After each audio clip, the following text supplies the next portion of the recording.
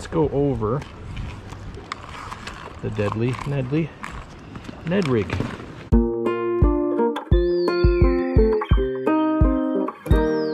Let's take a look and see what we have here in a box of fun. Alright. These here from ZMan are the weedless net heads with a little skirt on them. I like to throw these once the vegetation starts coming in, just to keep it from getting hung up. They work pretty well. Also have some swim bait hooks here.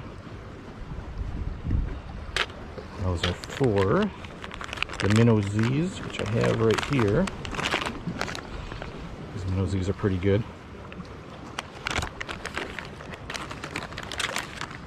And of course, I caught my personal best largemouth out here on these right here, TRD hogs.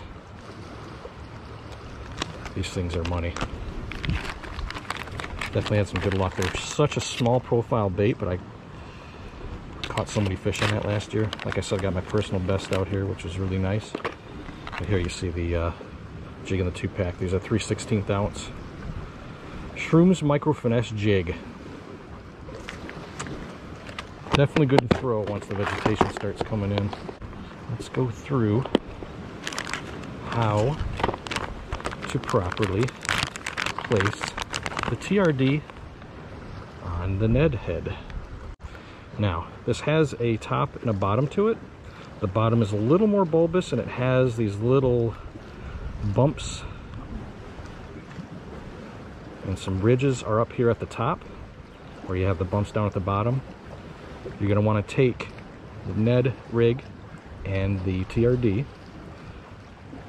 put the tip of the hook directly in the middle. Now these Elastechs are really tricky to get to stay centered as you're feeding and looping and threading it through the middle.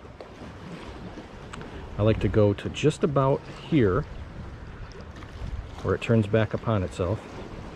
I want to feed it back right in the middle of that chartreuse side of the coppertreuse. Push it up over the keeper. Now here's the trick, is you stretch it up over the head of the Ned rig, and now it's all secure. There's no bends in it. A little bit of a warp there. See, it's really difficult to get those to feed right, but that's not too bad. That's definitely doable. So let's get that on the line and toss her out.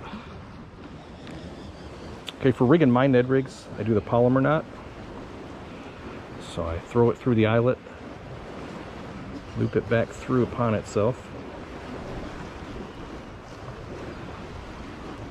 like so. Looks like you're tying shoes.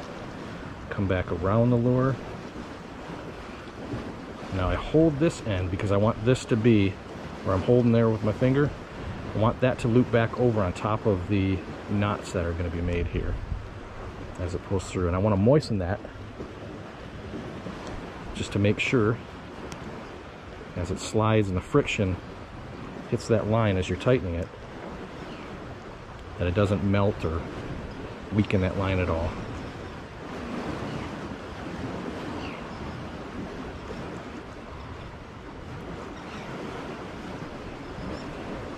So I'm holding that loop out, still on the outside there, right there. You can see that. Moisten it one last time, and I'm going to cinch it right there. There we go. And that is the Palomar knot.